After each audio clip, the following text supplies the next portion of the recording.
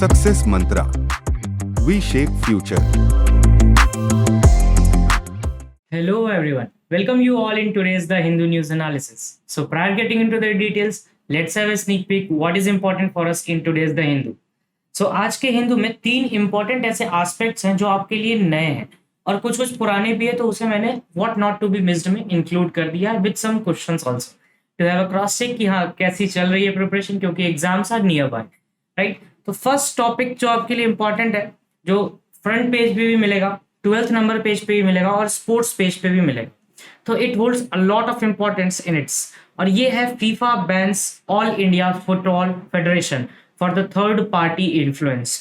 ये पूरा टॉपिक है, इसके डिटेल में जानेंगे कि फीफा क्या है, AIFF क्या है और क्यों इस बैन को इम्पोज किया गया है and what are its after effects. यानी अपने एग्जाम के पर्सपेक्टिव से पूरा स्कोप हम इसको कवर करेंगे।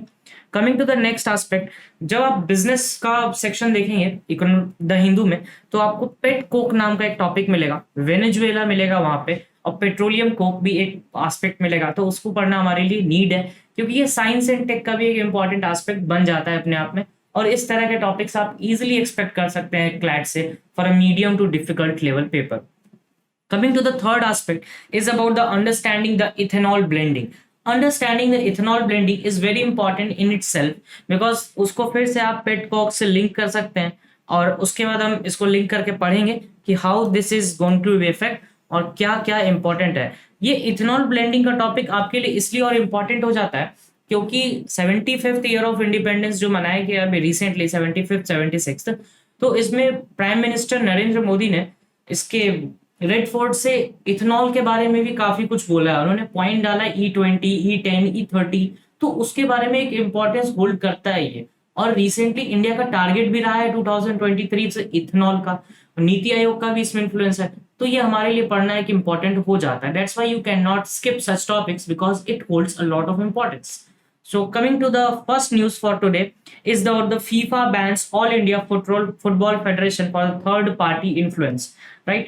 तो एक्चुअली देखिए ये बैन बेसिकली किसी थर्ड पार्टी के इन्फ्लुएंस में हुआ है, कि किसी थर्ड पार्टी के इन्फ्लुएंस के रीजन दिया जा रहा है कि इनके कारण ये बैन हुआ है, और सुप्रीम कोर्ट में भी आज केस की सुनवाई हुई। In the morning first listing थी, DY चंद्रचूड़ सर की बेंच थी, जो कि 50th chief justice of India होने वाले हैं DY चंद्रचूड़, और 49th कौन होने वाले हैं, जस्टिस UU ललित। अभी कौन है, जस्टिस NV रमना। तो मैंने आपको एक ओवरव्यू दे दिया, उसको भी याद रखिएगा, चीफ जस्टिस को नहीं भूलना है बिकॉज ये टॉपिक आप एक्सपेक्ट कर सकते हैं easily, there is no if and but in leaving this topic.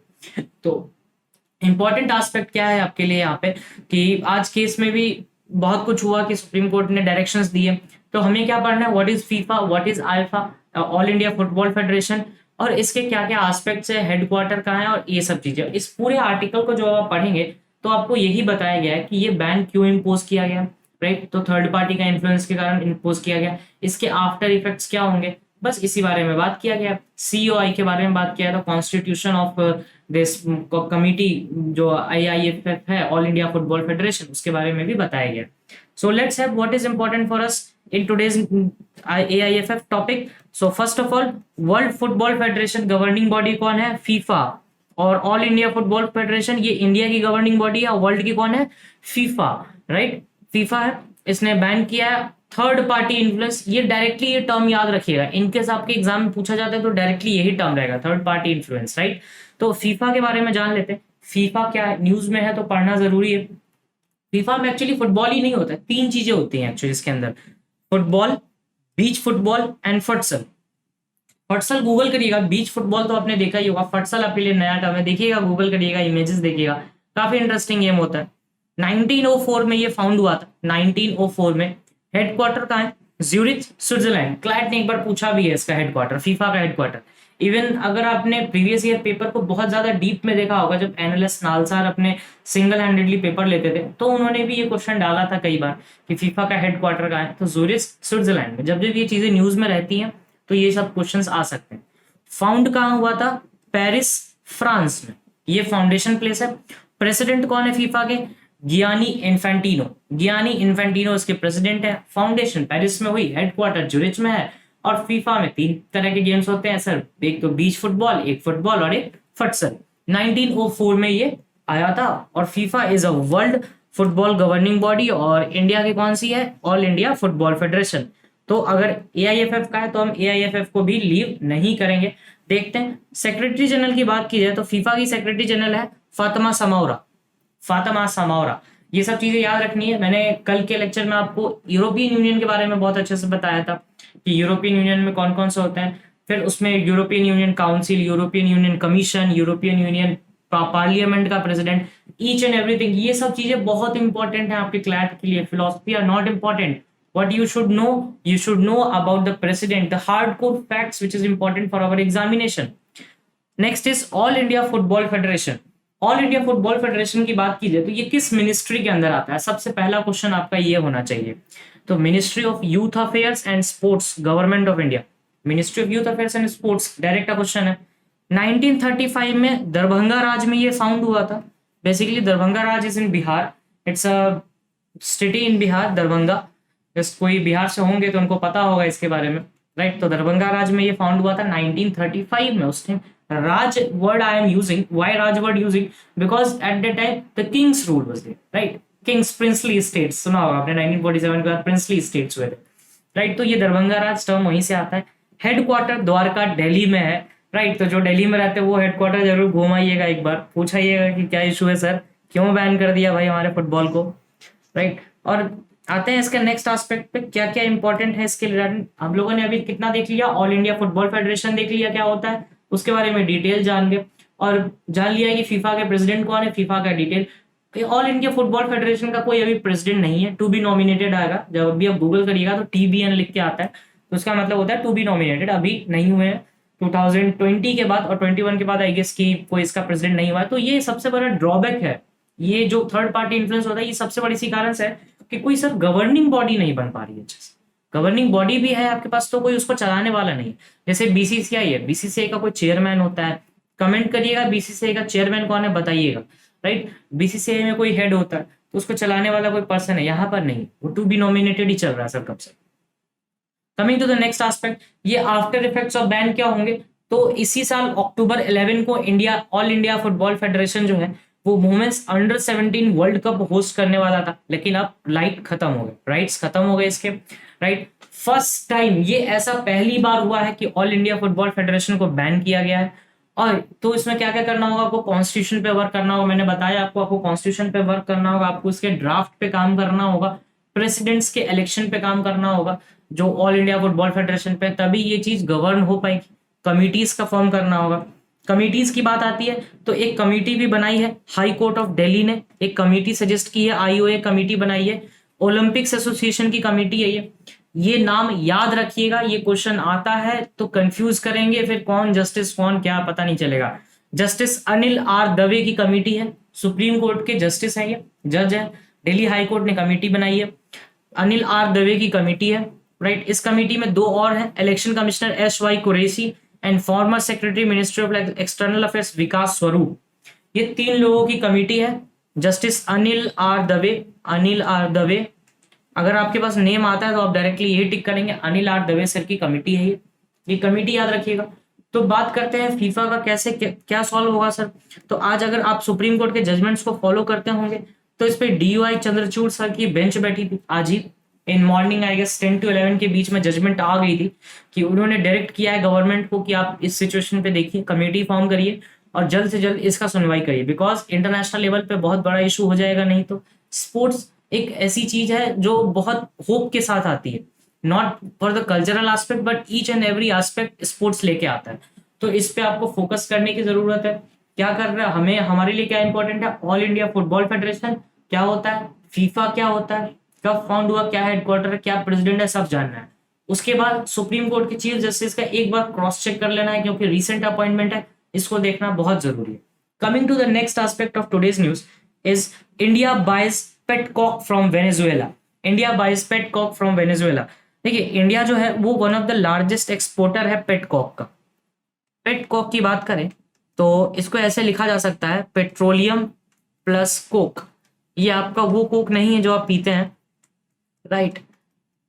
ये कोक थोड़ा अलग है, ये विटामिन और सल्फर से बनता है ये कोक, राइट। तो ये फ्यूल है, बेसिकली ये एक फ्यूल है जो कि सस्ता होता है काफी, ये फ्यूल है, पेट कोक के बारे में जानेंगे कि एग्जैक्टली दिस पेट कोक है क्या, आपके लिए किस तरह से क्वेश्चंस बन सकते हैं एग्जाम में।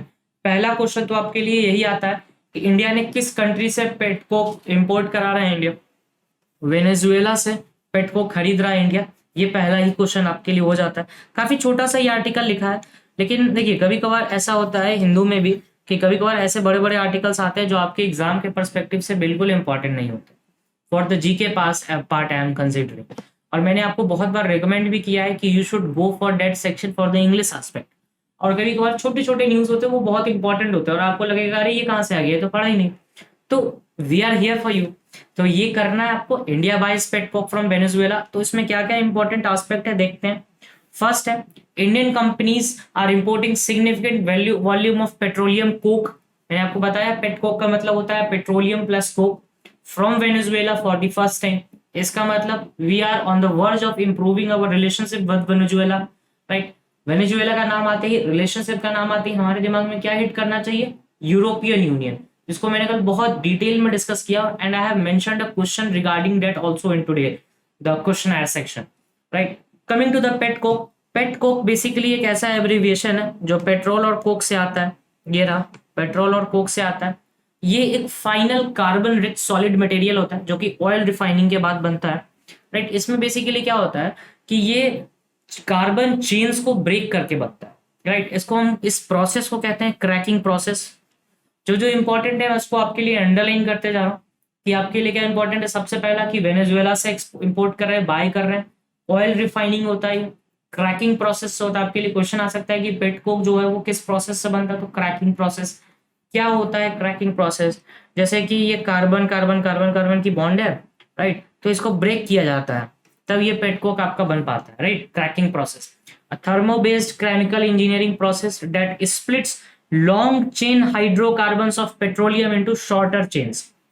लॉन्ग चेन को शॉर्ट चेन में कन्वर्ट किया जाता है, राइट, तो उसी हम कहते हैं पेट कोक, राइट। और इस प्रोसेस को क्या कहते हैं, क्रैकिंग प्रोसेस। इस पूरे प्रोसेस को हम कहते हैं cracking process.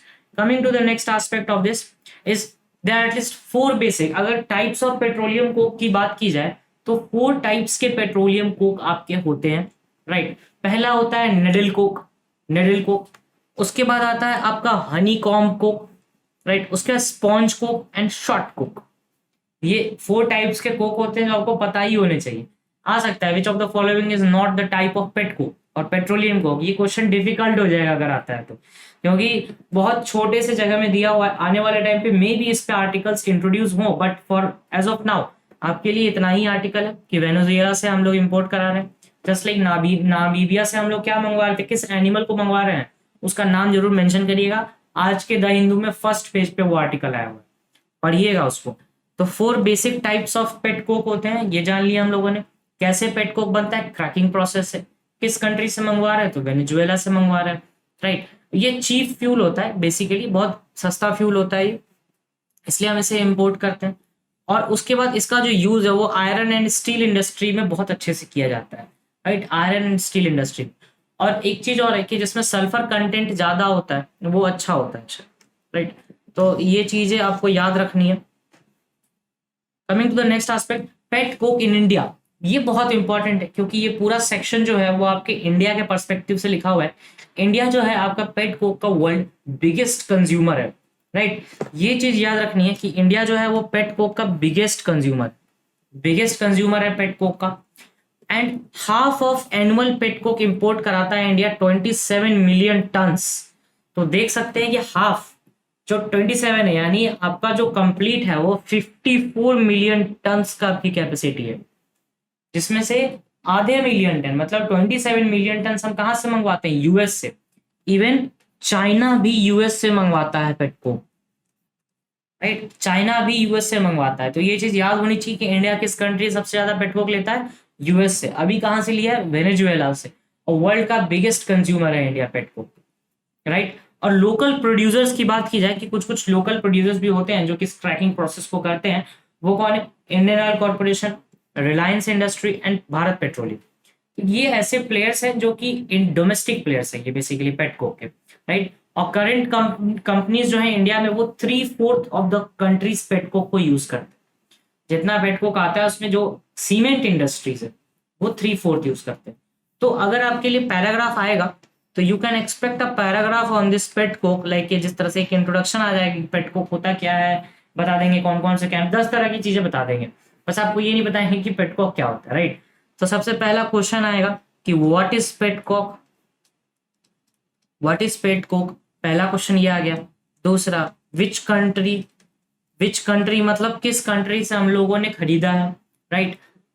Third, which of the following is the biggest consumer of pet coke, तो इंडिया बिगेस्ट कंज्यूमर भी पता चल गया हमें, राइट। किस कंट्री से इंडिया इंपोर्ट कराता है सबसे ज्यादा, तो यूएस से इंपोर्ट कराता है, राइट। इंडिया के प्लेयर्स कौन कौन से हैं, डोमेस्टिक प्लेयर्स पता चल गए। 6th नंबर क्वेश्चन आपको क्या आ सकता है कि कौन सी ऐसी इंडस्ट्री है जो 3/4 ऑफ द पेट कोक को कंज्यूम करती है, तो सर सीमेंट इंडस्ट्रीज जो है वो 3/4 ऑफ द पेट कोक को कंज्यूम करती है। तो ये types of questions you can expect. So I have given you overview कि क्वेश्चन किस तरह से आप एक्सपेक्ट कर सकते हैं इस टॉपिक से, इस पर्टिकुलर पेट कोक के टॉपिक से। वेनेजुएला को बहुत अच्छे से याद रखना है, भूलना नहीं है, right. Coming to the next aspect of the today's news, what is for us today is about the OPEC. इस पूरे सेक्शंस में, पूरे वेनेजुएला के सेक्शन में आपको एक इंपॉर्टेंट टर्म मिला होगा। बेसिकली उन्होंने एक टर्म देके छोड़ दिया है, वो है OPEC। OPEC क्या होता है, basically organization of the petroleum exporting countries. ऐसे कंट्रीज जो पेट्रोलियम को एक्सपोर्ट करते हैं, मतलब उनके यहाँ पेट्रोल होता है, यानी इंडिया नहीं होगा, ऑब्वियसली हमारे पास नहीं है, we are not the petroleum exporter, we are the petroleum importer countries, right. तो ऐसे कंट्रीज जो कि पेट्रोलियम एक्सपोर्ट करती हैं, उनका एक ग्रुप बना था 1960 बगदाद इराक में। 1960 बगदाद इराक में कुछ कंट्रीज का ग्रुप बना जिसको हम लोगों ने कहा ओपेक। बहुत नाम आता है, ओपेक बहुत इंपॉर्टेंट है आज के टाइम पे मार्केट प्लेयर में, क्योंकि जिस तरह से ऑयल के प्राइसेस इंक्रीज हो रहे हैं, they hold a lot of importance, right. तो ये 1960 में ओपेक आया, 1960 में, और कहाँ बना, बगदाद इराक में। बगदाद इराक में बना 1960 में। You will get the PPT of this whole session from the Telegram channel and link will be there in description, right? तो बगदाद इराक में ये ओपेक बना 1960 में बना ये, और फुल फॉर्म क्या होती है, organisations of the petroleum exporting countries. So आप इस वेनेजुएला के टॉपिक में, इस पेटकोक के टॉपिक में इस क्वेश्चन को भी एक्सपेक्ट कर सकते हैं। करेंटली देखा जाए तो where is the headquarter of OPEC, it is in Vienna Austria, not Australia. Headquarter का ऑस्ट्रिया में है, जो कि वियना ऑस्ट्रिया में इसका हेडक्वार्टर है। मेंबर्स की बात करें तो 2 तरह से इसमें मेंबरशिप होती है ओपेक में। काफी काइंड लोग हैं ये ओपेक वाले, 2 तरह से मेंबरशिप देते हैं। एक तो 13 स्टेट्स जो कि ऑयल प्रोड्यूस ही करती है, राइट, 13 स्टेट्स जो ऑयल प्रोड्यूस करती है, और 11 ऐसे स्टेट्स जो कि ऑब्जर्वर्स हैं, उनको हम कहते हैं ओपेक प्लस। इनको कहते हैं ओपेक प्लस। कि हाँ दुखी मत हो, हम तुम्हें भी लेंगे, घबराने की बात नहीं है।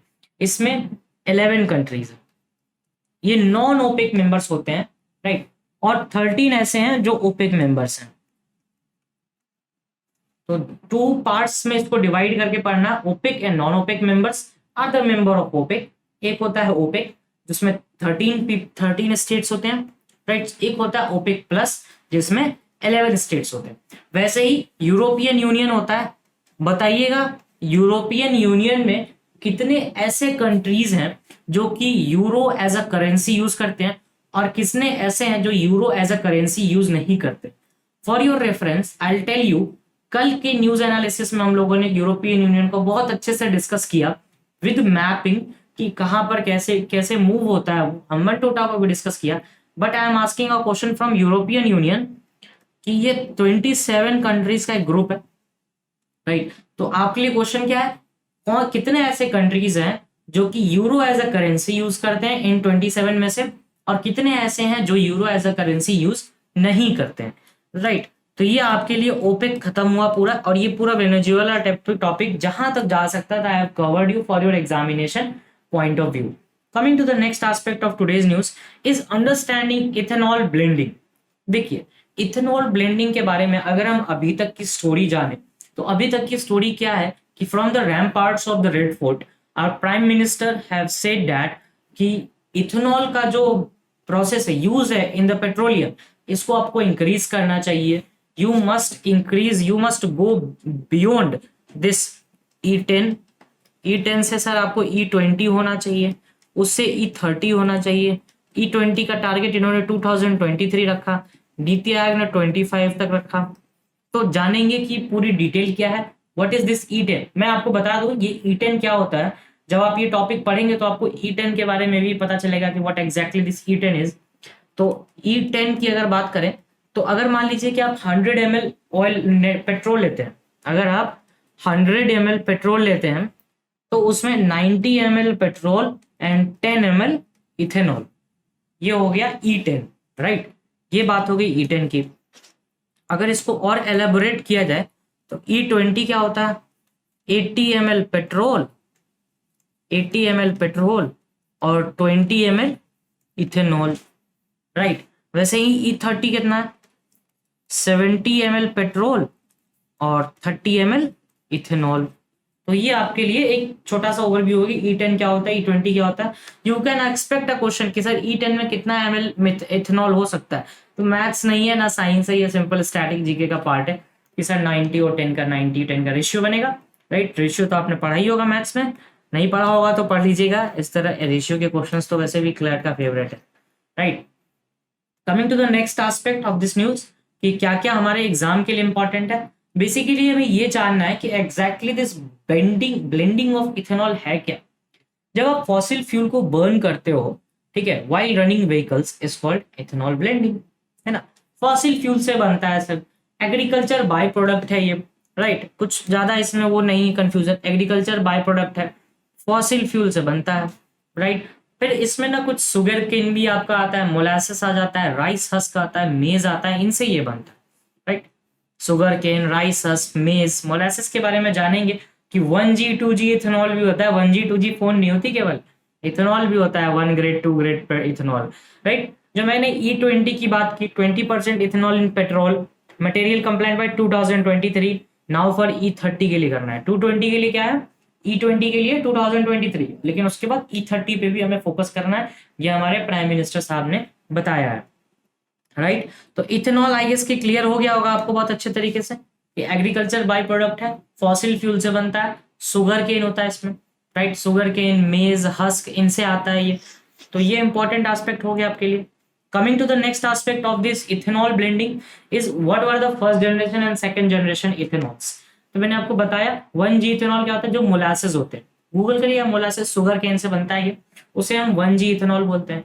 2G इथेनॉल क्या होता है, जो राइस स्ट्रॉ हो गया, व्हीट स्ट्रॉ हो गया, बैम्बू हो गया, बैगासिस हो गया, कॉर्न स्ट्रोवर हो गया, इनसे जो इथेनॉल के सोर्सेज होते हैं ना, उसे हम 2G इथेनॉल, राइट। तो बेसिकली ये देखिए कि एग्रीकल्चर के जो डायरेक्ट बाई प्रोडक्ट होते हैं उनसे आप 2G इथेनॉल बना रहे हैं, राइट। और जो बच गया, जो फॉसिल्स हो गए, जो मोलासेस हो गए, उनसे आप 1G इथेनॉल करते हो, राइट। तो ये इंपॉर्टेंट हो गया। इस पूरे सेक्शन में एक कंट्री बहुत इंपॉर्टेंट है आपको पढ़ने के लिए, ब्राजील, क्योंकि ब्राजील ने एक लेजिस्लेटिव अटेम्प्ट ही किया है इसके लिए और उन्होंने 27% इथेनॉल का टारगेट टच किया सर। तो it is very amazing, we are on the 20% and Brazil is on 20%। तो ब्राजील को याद रखना है, राइट। इथेनॉल की बेनिफिट ये है, ये पूरी कहानी जानने के बाद हमें ये जानना है कि इथेनॉल की बेनिफिट क्या है, ताकि कोई आइडिया रहे, हमें याद करने में प्रॉब्लम ना हो, एक माइंड में कंफ्यूजन ना हो कि सर इथेनॉल इथेनॉल कर क्यों रहे हैं, राइट। तो इथेनॉल में क्या क्या पढ़ना है कि सर एक्चुअली 10, E20, E30 क्या होता है, 1G 2G इथेनॉल क्या होता है, it is a agriculture product, definition क्या होती है इथेनॉल की, राइट। और कब तक ये अचीव करना, 2023 तक। कौन सी ऐसी कंट्री है जिसने 27% अचीव कर लिया, तो ब्राजील, राइट। अभी ये सब टर्म दे देता है, आप कंफ्यूज हो जाते हो क्या पूछ लिया, तो यहीं से पूछा है वो, राइट। अब इथेनॉल का यूज इसलिए है क्योंकि जब ये जलता है तो कार्बन डाइऑक्साइड नील निकलता है, it is very nice carbon dioxide, but इसमें एक पॉल्यूटेंट निकलता है, एक की पॉल्यूटेंट है इसका, वो है नाइट्रस ऑक्साइड। ये दो गैसेस के नाम रखने हैं, आपको कंफ्यूज किया जा सकता है कि जब इथेनॉल निकलता है तो कार्बन डाइऑक्साइड निकलता है बट नाइट्रस ऑक्साइड नहीं निकलता, तो ये स्टेटमेंट गलत हो जाएगा। तो इस तरह से चीजों को रिटेन करना है। तो आई गेस कि इथेनॉल का पूरा एस्पेक्ट क्लियर हो गया होगा। और अब जब ये आर्टिकल पढ़ेंगे तो you will be able to make a purview और कोई भी डाउट आए तो you can just mention in the comment section, I will be there to answer your each and every query. So coming to the next aspect, what is next is what not to be missed. तो what not to be missed में अगर बात की जाए तो एक article आया है, बहुत इंटरेस्टिंग आर्टिकल है, high points in science tech and innovation. ये आप इंग्लिश के पर्सपेक्टिव से पढ़ सकते हैं इसको, क्योंकि 75th ईयर ऑफ इंडिपेंडेंस है, तो यू कैन एक्सपेक्ट कि एक टॉपिक आ जाए आपको. ये पूरा टॉपिक में आपको जो इम्पोर्टेंट है, एक CSIR है जो कि 1992 में आया था, वो देख लीजिएगा, और ये पूरा इंग्लिश बेस्ड टॉपिक है, राइट. अब आता है द कमिंग 75 ईयर्स. ये भी टॉपिक इंटरेस्टिंग है, साइंस एंड टेक से रिलेटेड है. ये सब टॉपिक आपके इंग्लिश के एस्पेक्ट से बहुत अच्छे टॉपिक है. आप एक्सपेक्ट कर सकते हैं यहाँ से एक पैराग्राफ, एक सेक्शन जो आपके एग्जाम में आ जाए. और देखिए, मैं आपको इसलिए बोल रहा हूँ इन टॉपिक्स को पढ़ने के लिए, क्योंकि जब आप एग्जाम में पढ़ेंगे तो you will be able to roll back faster than others, right. तो इनको पढ़ने की आदत डालिए, क्योंकि क्लैट ने भी आदत डाल ली है कि वो द हिंदू से डायरेक्ट आर्टिकल्स उठाते हैं, राइट. फिर आपको लगेगा अरे साइंस टेक का आर्टिकल भी आता है, ये नहीं पढ़ा, वो नहीं पढ़ा, ये मिस हो गया. मिस यहीं से हो जब आप टॉपिक्स छोड़ना शुरू कर दो. Don't tends to leave the topic, right. You are going to be a law student. If you are going to give a CLAT, you are going to be a law student, and a law student should have a good grasp over reading. अगर reading नहीं होगा तो मोटी मोटी files कैसे पढ़ेंगे, right. तो coming to the next aspect, what is next for us is about check your learning part. पहला ही क्वेश्चन कल के एस्पेक्ट से. कल जो हम लोगों ने एक आर्मेनिया का डिस्प्यूट पढ़ा, जिसमें अजरबैजान, आर्मेनिया, टर्की और आपको रशिया का एस्पेक्ट था. Turkey was a part of NATO, North Atlantic Treaty Organization. ये पूरा मैंने बताया था. ये कल के न्यूज़पेपर का एक्सट्रैक्ट है सर, पढ़िएगा. ये क्वेश्चन मैंने स्पेशली इसलिए डाला है, बताइएगा इसका आंसर क्या होता है. Nagorno Karabakh, right. बता दो, दो ऑप्शन आप इसमें कट ऑन कर सकते हैं. ये लैंड लॉक्ड है, लैंड लॉक्ड है, मतलब आसपास पानी नहीं है, यानी ये दो ऑप्शंस कट हो गए. अब दोनों मत बताइएगा कौन सा है, क्योंकि मैंने आपको बहुत अच्छे से डिटेल दिया है इसका, कैस्पियन सी का भी, यूरोपियन यूनियन का भी. तो इस तरह से आप आंसर्स भी कैसे एलिमिनेट कर सकते हो, वो भी मैंने आपको एक आइडिया दे दिया कि जब लैंड लॉक्ड है तो ऑब्वियसली सी के आसपास नहीं होगा. सेकेंड क्वेश्चन क्या है हमारे लिए, India is fine tuning a mutual legal assistant treaty. किस कंट्री के साथ इंडिया ने फाइन, अभी साइन नहीं किया एग्रीमेंट, ये याद रखना है, अभी बस बातें चल रही हैं MLAT पे. 13th को मैंने इसको डाला था, ये क्वेश्चन मैंने फिर से डाला है, बताइएगा कौन सी कंट्री है. नेबरिंग कंट्री हमारा बिल्कुल नहीं है, right. Coming to the next aspect, consider the following statement regarding the fundamental duties. ये क्वेश्चन इसलिए आया है कि recently chief justice of India NV Ramana ने फंडामेंटल ड्यूटीज के ऊपर एम्फेसाइज किया. जब उन्होंने 15 अगस्त को स्पीच दिया था तो उन्होंने फंडामेंटल ड्यूटीज को भी उसमें ऐड ऑन किया अपने पूरे सेक्शन में. तो ये क्वेश्चन इंपॉर्टेंट हो जाता है. I am putting it on a difficult category. You can expect such question in DULLB easily, it will be of no surprise. और क्लैट में भी आप एक्सपेक्ट कर सकते हैं लीगल सेक्शन पे जाकर के. ये कॉन्स्टिट्यूशन बेस्ड एक पैरा है सर, फंडामेंटल ड्यूटी दे दिया, क्वेश्चन आ जाएगा what do you mean fundamental duty. तो जो कि फंडामेंटल ड्यूटी क्या था, फंडामेंटल ड्यूटीज याद करने से बेटर है कि आप उसके कॉन्सेप्ट को समझें.